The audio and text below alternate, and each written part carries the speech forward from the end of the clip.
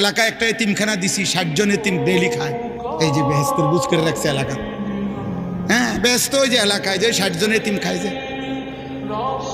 ওইটাই আখের। এই 60 জন এতিমের কান্দে করে বেহেস্তে যাবে। এতিম তো আপনার এত পয়সাওয়ালার সাফে সমান হয়ে যাবে।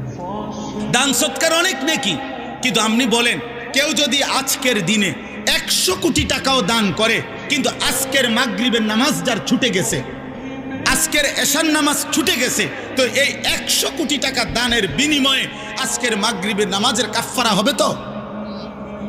এশার নামাজের কাফফারা হবে তো আব্বা? তো তাইলে জান্নাত মামুলি না। জান্নাত 2টা রুম আর একটা বারান্দা না, সবচেয়ে ছোট জান্নাত 10 দুনিয়া বরাবর। আখিরাত মামুলি না, হাসরের মাঠ মামুলি না। না আব্বা, মামুলি না। হাসরের মাঠ মসজিদে 4টা ফ্যান দেওয়া না, 3-4-12 হাজার টাকা দিয়ে জান্নাত না।